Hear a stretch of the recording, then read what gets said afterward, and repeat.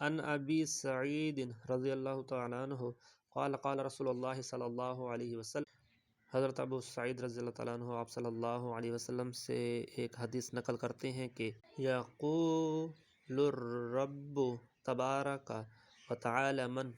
شغلہ القرآن عن ذکری ومسألتی،